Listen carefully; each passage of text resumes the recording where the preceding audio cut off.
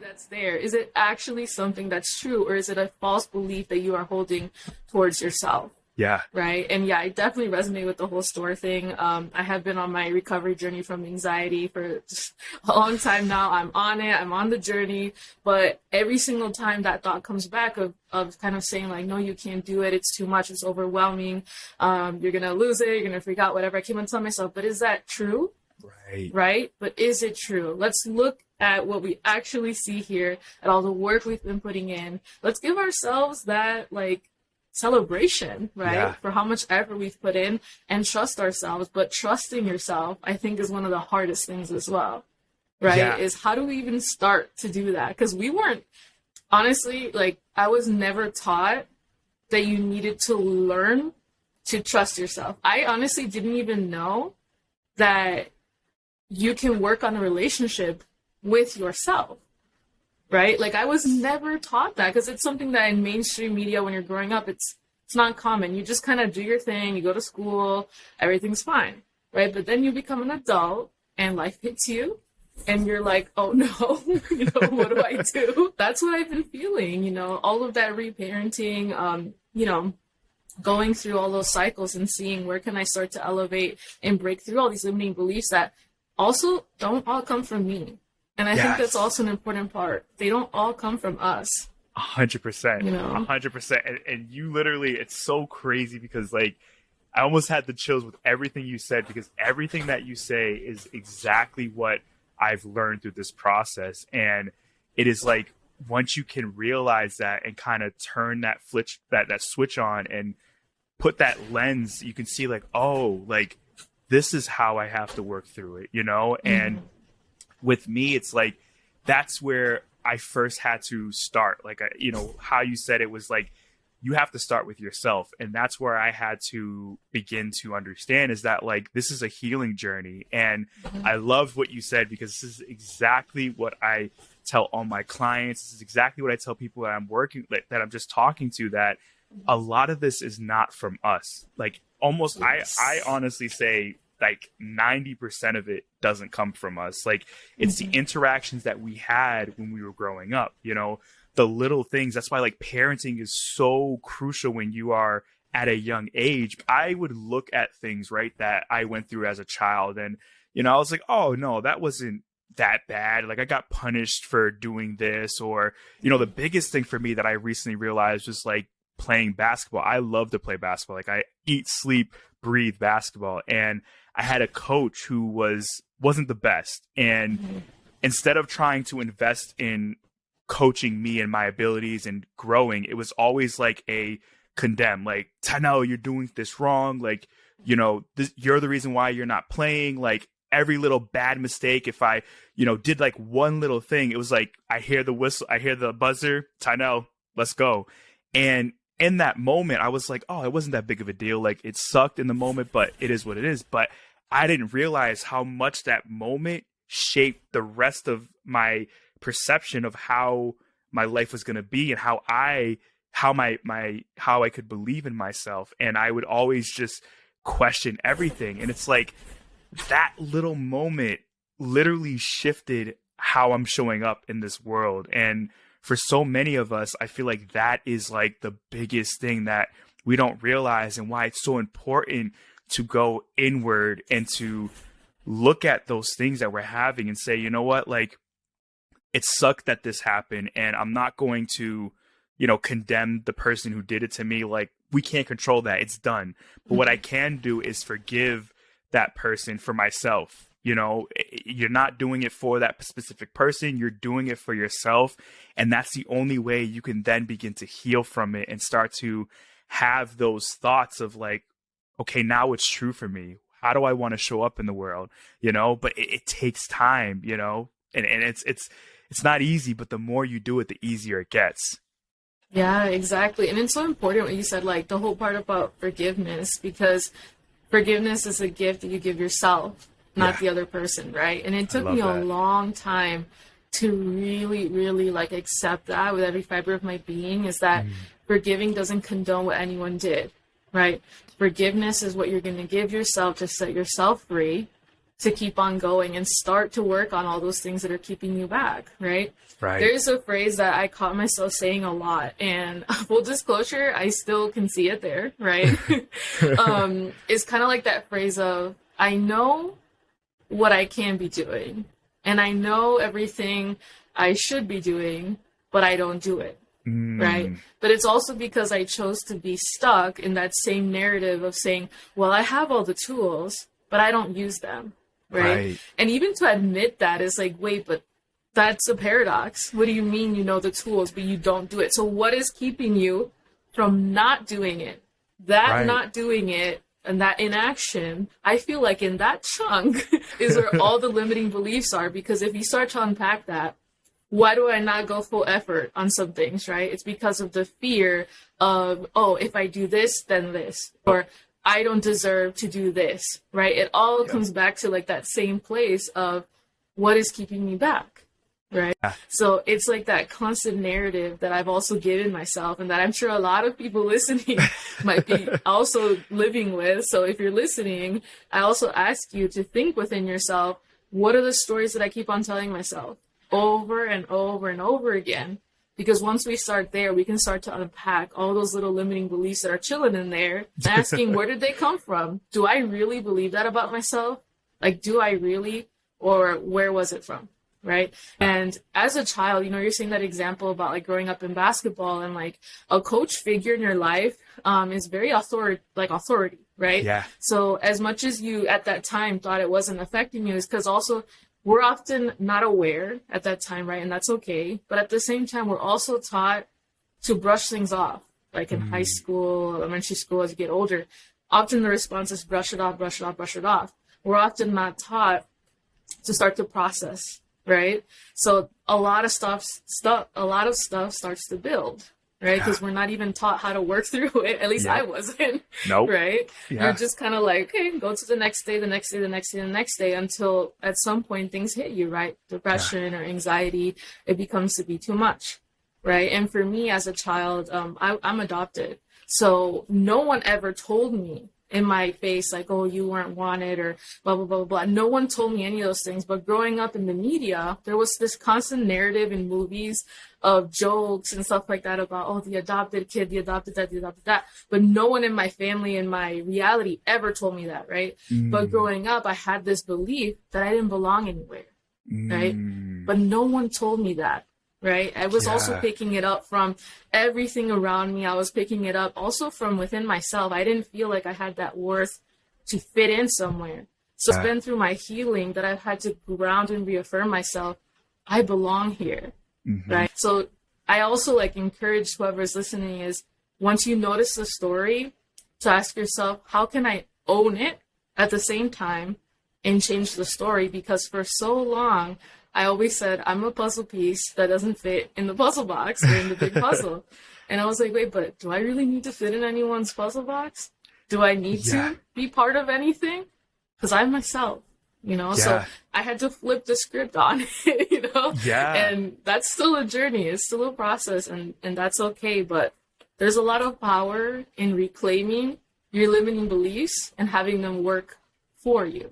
Yes. You know, and that's something that I've been working on. You've literally laid out like the key to, or the steps on how you were going to, you know, work through this, because, you know, the way you said it was so beautifully. And like, I think like that's what when I work with my clients and trying to help them through this process, like, you know, from my personal like stance of going through this, like I had to be real with myself and say, you know, Ty, like you've gone through this, like it's real, like the emotions that you are feeling right now, and any listener who's listening right now, like whatever you are going through, nobody here is telling you that, you know, it's not real, that we're mitigating. Like those things are real and they're genuine, but it's a question of, okay, what are you going to do next from this? And I think that was so beautifully said by you, by saying like, you know, it's time to own it and to move from that place and start to build that new story, that new, you know, life that you want. And it starts here, because I know for myself, like, you know, the way that I was brought up, the way that I've seen you know, other people interact with things like this, like I was pointing my fingers at everybody else, you know, like, oh, it was this person, it was that person, it was this event. And those things played a role, but I, at the end of the day, have the choice of what am I going to do? How do I want to feel? Who do I want to become? And I think a lot of us get caught up in this like narrative, and it's not fully our fault, you know, before we actually recognize it. Like, we don't recognize what's going on, it's not our fault. But once we recognize it, now it's like, all right, the ball's in your court. You have to now do what you need to do. But it's this constant pattern that continues to play. And, you know, we keep reverting to this. And then, you know, we're wondering why we're seeing all of these negative things happen in our lives. We're wondering why we're feeling these emotions. And you hit it right on the head on the nail. It's like a lot of the mental health that has happened in our society, it stems from not having ourselves work through in that moment that emotions that we're feeling, right? Like you said, I love how you said how, like, you know, you're watching a show or a movie and a joke comes up and everybody kind of brushes off, including ourselves. Yeah. But we don't open up to say, well, wait a minute, like, yeah, I kind of laughed at that, but was I laughing because I thought it was funny, or was I laughing just to like go along with what everybody else was doing? And we hold on to that, and it literally is in the background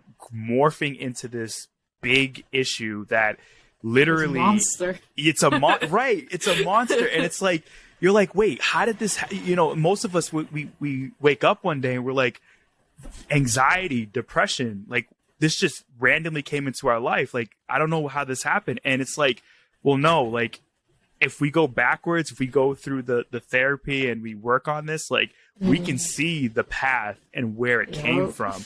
And that's what that's what therapy is. That's what I had to realize. And it started with me recognizing and saying, like, no, Ty, you're sabotaging. Like, that's my you know, mission statement of what I do, is that I help people stop sabotaging, you know, their manifestations or their mindsets or whatever they want to be. And it's like, when people first hear that, they're like, no, it's not me. It's this person. It's that person. And it's like, they played a part, but you got to be real. You got to look within yourself and say, yeah, that happened, but I'm also playing a key role in this part, you know? And, you know, the last kind of thing I want to say on that is that, like, we got to understand what our mind does, right? Our mind's purpose, its number one job is to protect. That's literally what it wants to do, to protect us. And if it's not doing that, like, when it comes to that aspect, like, we have to realize that in any given situation that we're dealing with or going through, like, it's always looking for ways that things are going to happen, that they're going to go bad. And it's trying to, like, stop us from doing things, but it doesn't understand that, you know, the things that we're trying to incorporate, the new things, like, for instance, doing the ice bath, right? If my mind's like, don't do it, you're going to be cold. Like, you know, you might have, you know, you might stop breathing, like something crazy is going to happen. But I know, like, the new belief is, for me, it's like, I know that if I do this, it's going to be beneficial for me, both mentally and physically. Like, the science backs it, but my subconscious mind doesn't want to believe it. And you have to work to, you know, make it understand that, like, this is good for me. It's not going to always hurt me. You brought up the ice baths and how we can connect it to limiting beliefs and that voice in our mind. So that is what it's truly been helping me with, because when I first started doing it, I would stand there for like 10 minutes, right? Like doing this, right? Kind of like hesitating. And I would stand there and I started to realize, why am I standing here for 10 minutes, right? Literally 10 minutes in the cold, because it's already freezing here. And I would not want to do it. And I would hear the thoughts that were saying why not to, right? It's going to be too cold. It's freezing. It's literally 25 degrees outside. There's ice in it. Oh, it's going to be really painful. All this, all that. Like, I started to hear all of it. It became very clear.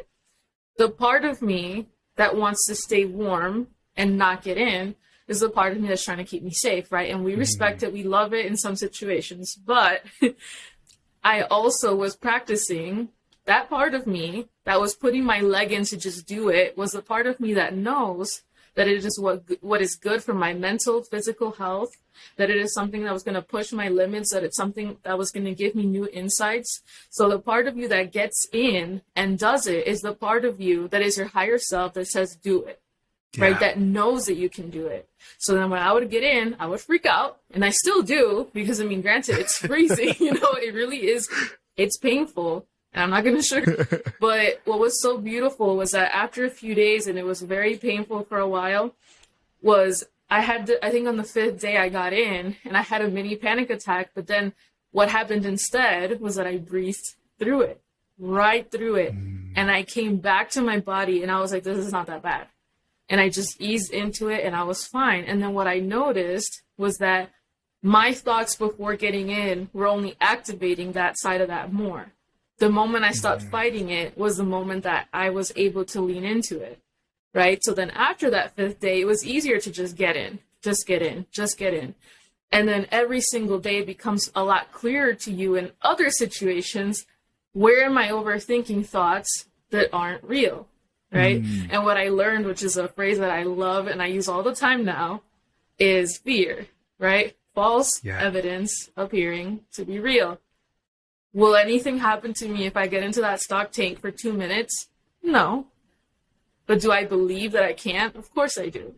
But I need to get in and show myself that I have the choice to make a better choice. And I have the choice to change my thoughts, change my limiting beliefs, everything. So granted, anyone listening, do a cold bath and you will start to see and like it will become clearer what is the BS in your mind. That's what has become clearer. Like it's so funny to think that just cold water in a tub can do that, but it really is that simple. It's that putting yourself in discomfort for a short period of time to see more obviously what is the story you're telling yourself and is it really real?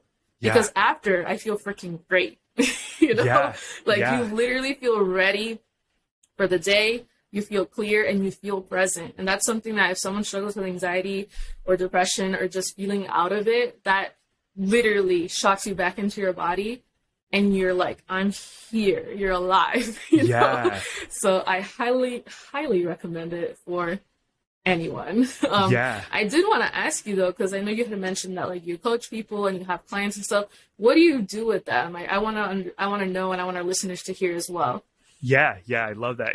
So for what coaching is that it's essentially, and what I do is that we basically, you know, the kind of market that I work with is individuals who are either wanting to have a new mindset or, you know, I'm a big component in manifesting, connecting to our higher power, like you've alluded to, and kind of, you know, creating the life that we want, you know what I mean? Because for me, it was growing up, like I had a little bit of taste as to what manifesting was and, you know, changing my mindset and just living my life according to how I wanted. And as I grew older, I ended up like losing that. And, you know, I ended up kind of going down this kind of rabbit hole of despair, you know, anxiety, depression, all this stuff. And, you know, I really had to wake myself up and say, all right, like, if there's one person on this planet who's able to live a life that they enjoy, it's not maybe perfect, like I can do that. And for me, that's ultimately what I'm doing for my clients, right? They're coming to me wanting, they're in a situation where they're not seeing the things that they want in their life. They're not fully immersed with themselves. They're not connected to their higher power, which is themselves. And they're out of touch with themselves, honestly. And like, that's ultimately what coaching is. Like, I am there to provide a space for you to feel safe and open and to just, you know, explore what it is that is causing you to feel those emotions, kind of like what the ice baths do, but in a more gentle way. Gentle. Right. But it's really like, it's so fascinating how, you know, in a session, you're able to, as a coach and a client, have that relationship where I am literally just hearing what you're telling me. I'm saying it back to you, but also like what I'm picking up on with my own energy. Like I'm an empath, so I really really dig into what you're feeling and what you're saying. And I use that to kind of help you work through it. But a lot of the times, actually all the time, the client is the one that is doing all the heavy lifting, and they come to me and they're like, oh my God, like, you're amazing. Like, you just literally helped me. So I just had a client the other day who was like, oh, you literally helped me today figure out something that I've been struggling for years. And I'm like, I appreciate it, and I'm going to take that, but you did that. Like, you worked through that process. And, you know, a good coach or a good therapist isn't going to tell you what you need to do. Isn't going to say, you know, oh, you're feeling that, this is what you have to do, and then, you know, you'll be fine. Like, that doesn't work. You are the only one who knows exactly what you need and want in your life. And a good coach, a great coach, if that, is going to, you know, provide that space to listen to what you have to say, and to then say, okay, like, the best way I like to point this is like, we're going to a destination that you want to go to, right? I'm in the car with you. I'm the passenger. You're in the driver's seat, and you say, hey, Ty, I want to go here. And I'm like, cool. It says on the GPS that this is where we need to go. We have 3 different routes. This is what we can do. Which one do you want to take? I like that one. Cool. I put it in. Now you have to put the car in drive. You have to now put the gas. You have to put the brake. If we take detours, that's fine. I got the map. I know where we're going, but I am here to enjoy the ride with you. I'm in here to, you know, go along with you on this journey, to support you in any way that you need. But like, you are the one that's in control of this. And that's how it always should be. Because at the end of the day, you know what's best for you. You know the answers. You have it within you. It's just, you need to be awakened to that and to reconnect to it, because it's always there. It's always there.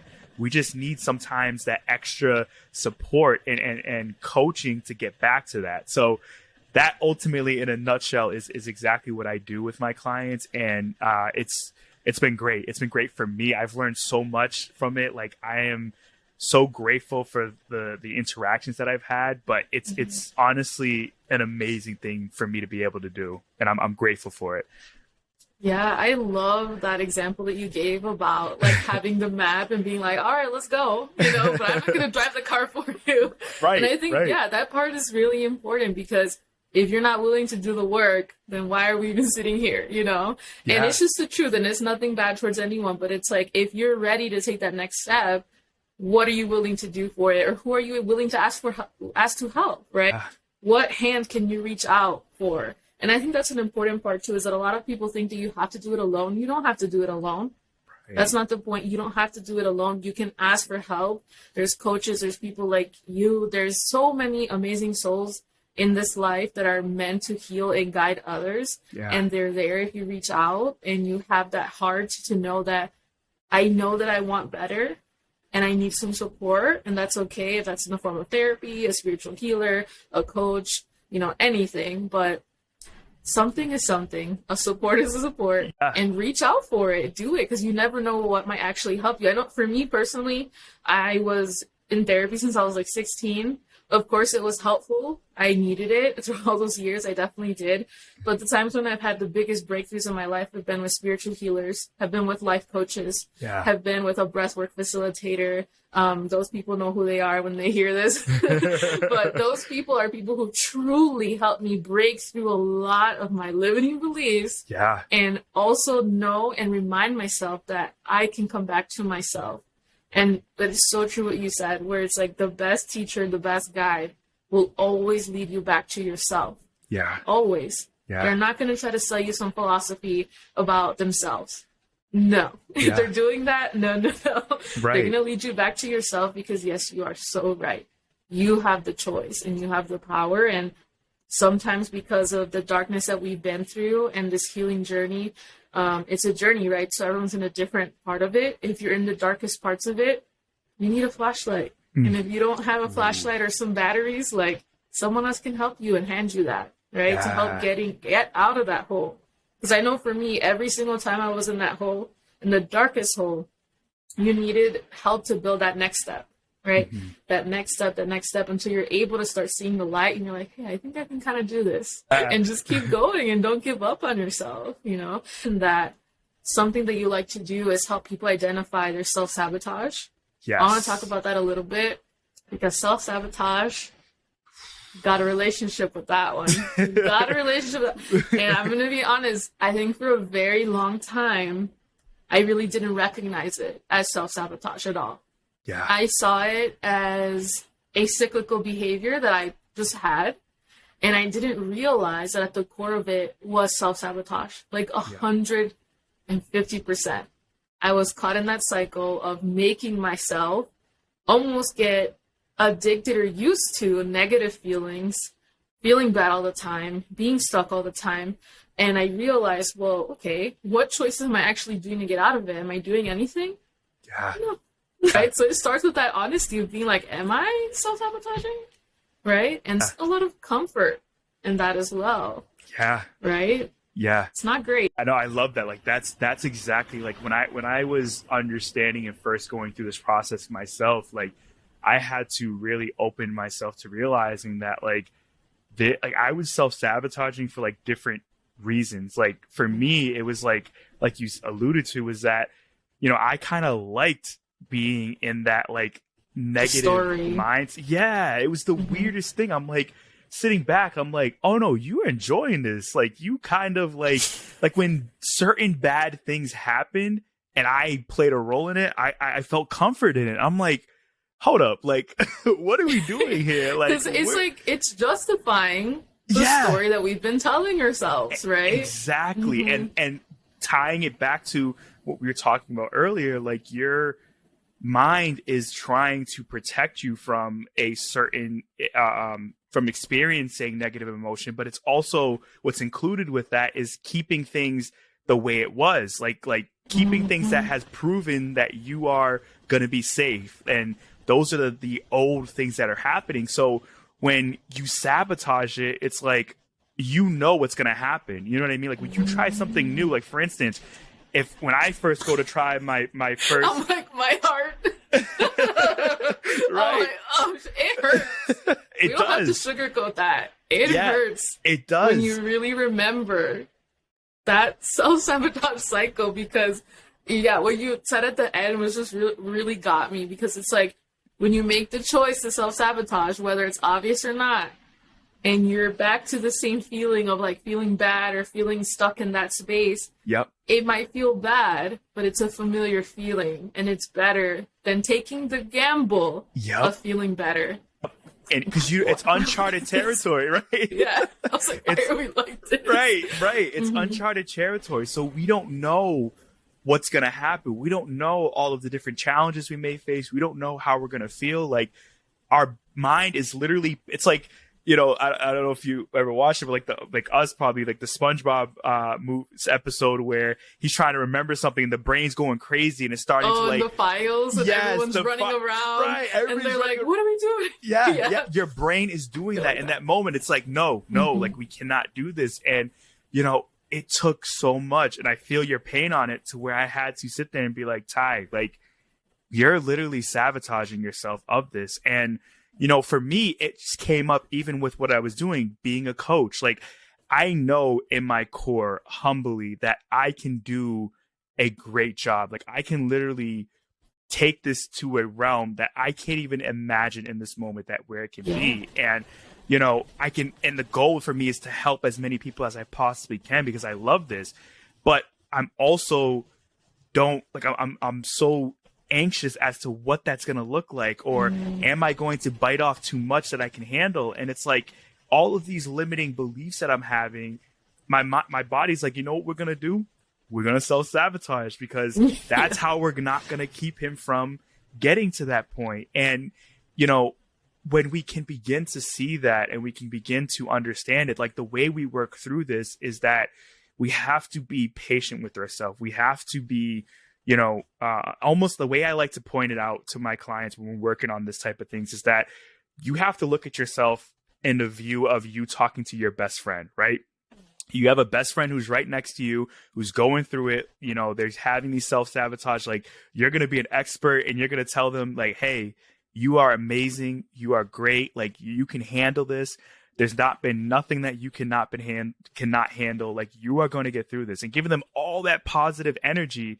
But when it comes to yourself, it's like, I can't do that. And like, that's what you got to do, because if you attack yourself, you are only going to make it worse. You are only going to make yourself, crumble and put yourself in this predicament where it's not going to help. It's not going to work through it. And like, that's where, so like, for example, when I'm going through it and when I'm sabotaging, I'm saying to myself, like, I laugh. I'm like, here we go again. I'm like, I know. I don't know what's going to happen.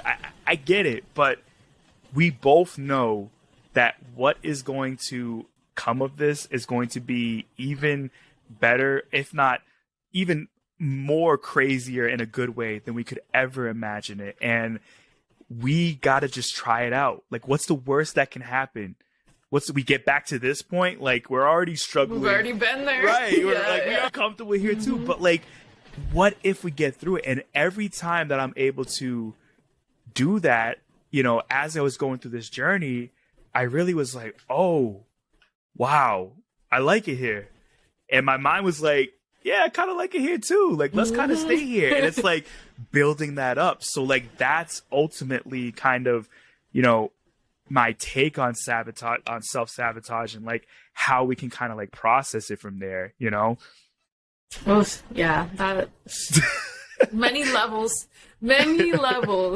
Right. And yeah, and that's okay, because the fact that I can feel the hurt and I see it, I'm grateful for that. Even that's okay, because I'm getting in the ice bath after that. I was like, at some point I'm gonna do it, because I care about my well-being. My comfort is not getting me anywhere. It doesn't always get us where we want to be. It keeps us in the moment, comfortable, safe, and warm, happy, whatever, sure. But it's not going to get us to where we want to go. Yeah. You said something there, too, that I think is so valid, is, saying about how humbly that, like, deep down that you have this amazing gift to give to the world, that you have this service, this ability to transcend other people's souls and really help them on their healing journeys and help them get there. But yourself that there's something beyond the wildest parts of your imagination that is going to be reality, right? You know that. Yeah. But then you also know that there's parts that are stopping you from doing it. Yeah. Right. And I also feel that way, because with everything I've been doing, my content creation, my podcast, everything, I'm just like, I don't know how I'm going to do it. Right. Yeah. But I also know that something amazing, it's already happened, by the way. Right. Like, all the amazing souls I've met, meeting you, meeting all the other friends I've met, like, it's amazing. All the people I've been able to connect with, it's amazing. I've already done it, right? But I know that in the future, wherever it is, it's here, they'll be here, is also something that I can't even fathom that feels so great, right? Yeah. But I don't know how I'm going to get there. And sometimes that how is what keeps me stuck, right? Yeah. Where it's like, oh, like, I don't know. And that doubt comes in, that insecurity comes in, that, can I actually do this comes in, like, all of those fears and those things and those voices that don't necessarily, when we go back to that aren't necessarily you, are asking you, are you sure you can do that? You can be number one on the Apple Podcast list or something like that. Or like just something simple like that. It starts to like hit you, right? But something that I thought was so important with that is that every single day, if there's just like 5% you can do that is going to get you closer. Let's even go down to 1%. 1% better every single day. We just have to start there. One little thing at a time. Just keep going, just keep going, just keep going, because you don't need to know how you're going to do it, right? We need to know the why we're going to do it. Why are we doing it? Why am I doing this? Because I'm a firm believer that I also have a gift to connect with souls and transcend this screen and remind people that we are not alone, that this healing journey is ever going to be changing, but that we always have each other to show people that there's different ways of healing, to show people that you can manifest, that you can have a different mindset, that you can get rid of those limiting beliefs, and to just show that you can be in the darkest hole of your life and you can still make a lot of beautiful things. I started podcasts last year, was when I first started getting the idea of it, and I was still not even able to leave my house. I literally had a time in my life where I couldn't leave the house for months. And this is when I started to have this idea where I was like, I'm at this spot where I still am not able to even live my life, right? Yeah. But I know that my voice and my gift is here, and that there are people who are also in this dark place, And maybe, just maybe, me sharing my voice is going to help people that are also there, and we're going to get out of this together. You know, so I didn't know how I was going to do it. I bought the mic. It was there for a while in the closet, right? But it was waiting for me until I did the work to show up for myself. And then I was able to start showing up for the world or the community or whoever's listening to this, right? Right. But my point being is that 1% every day. Give yourself that grace, like you said. Love yourself. Look in the mirror and be like, you got this. Give yourself that high five. You know, that Mel Robbins high five habit. Yeah. Crazy. Give yourself you're the saying high five. Right now. Because I'm doing that right now. Oh, you are? Yes, I'm literally reading her book. I've been slacking. Oh, you are? Okay. Yes. If anyone listening doesn't know about it, Mel Robbins, the high five habit, talks about how much of an impact just every single day in the morning, looking in the mirror and giving yourself a high five and see what that can do for your life. Because when I was consistently doing it, it's like you get up and you literally celebrate yourself right away for no matter what you've done, just for getting up. And you should celebrate yourself for just that, you know? It's so not easy. Everybody order it on Amazon. It's not sponsored just yet. It's really no, not yet. We will be. Right, we're right. not. I'll send this to Mel. Right, we got to get her on the podcast. If she gets on a podcast, please put me on that episode. I will. She's gonna listen to it. 100%. She is. I believe that. But yeah, I think what you're saying is like so powerful, and like it's so surreal. Like literally doing this podcast with you right now is insane, because like it's literally tying in everything that I have learned and what I've talked about. And like literally, if people look back at like, okay, where was Tynell and how did he get to where he is right now? Like this is the key. Like this is the blueprint. And you know, for so long I had this thought of like, oh, that I had to solve it all in one day. I had to like be perfect. I had to be on my A game. I had to tomorrow have it done, or yesterday have it done. But like when it comes down to it, that 1% over time adds up and it compounds. And literally my success, or, you know, where I'm at today, like for instance, like my TikTok account, right?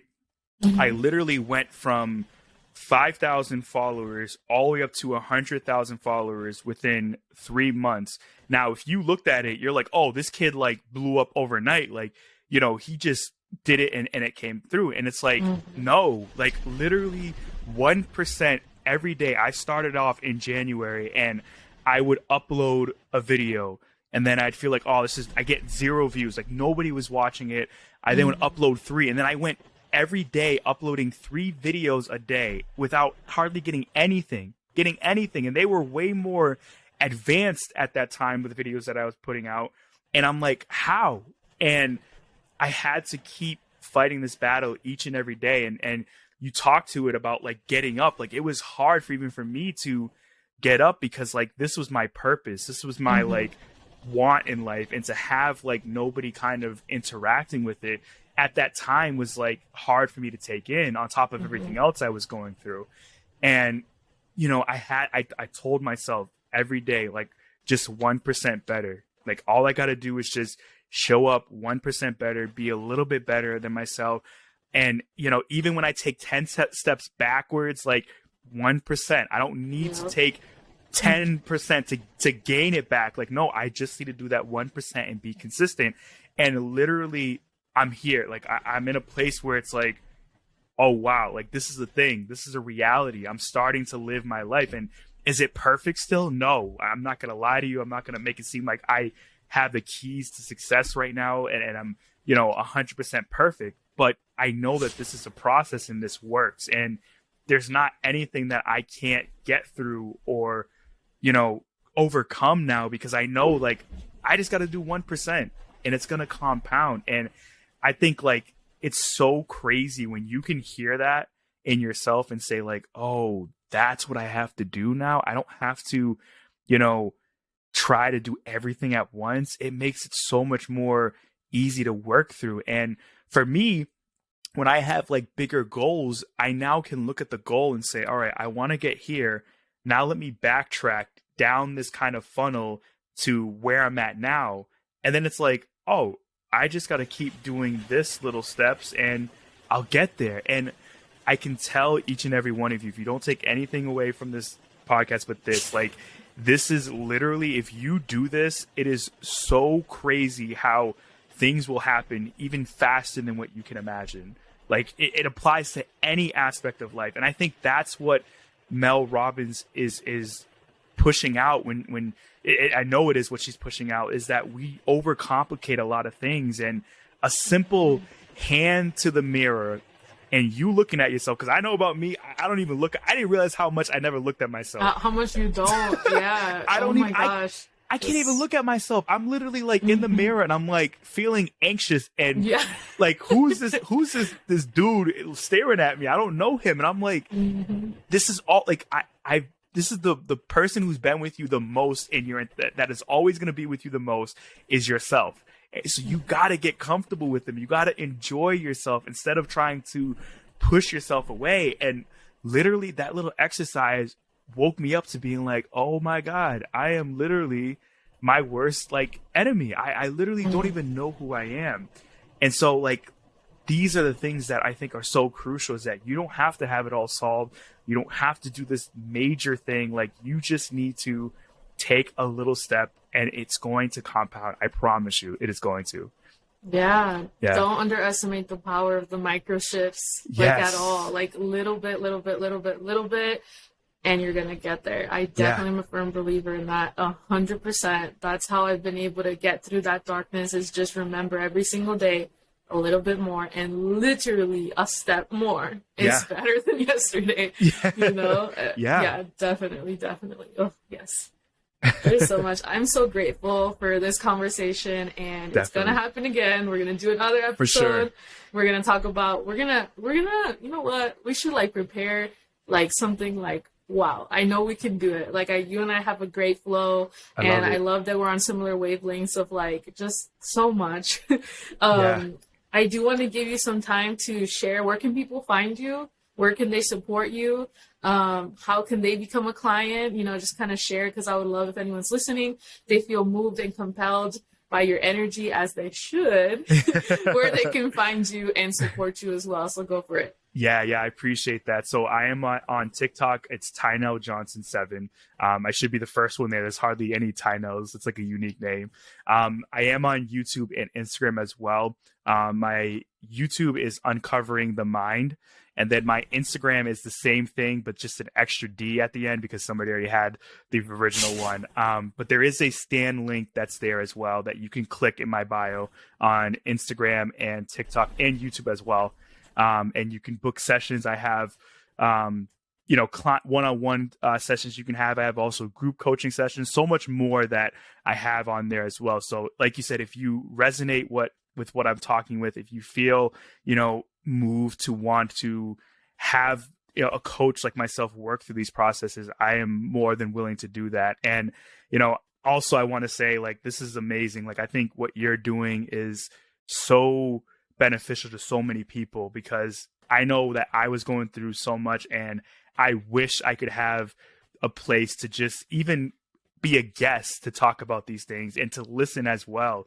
And I am 100% wanting and on board to do more of these. And, if it gets to a thing where we make this more consistent and doing, like, I'm down with it. But, I really do think that a lot of people are going to be changed. I know that a lot of people are going to be changed by this. And I think what you're doing is amazing. So I'm just excited to see where this goes and see where this takes us, wherever, so I appreciate this a lot. I do. Yes.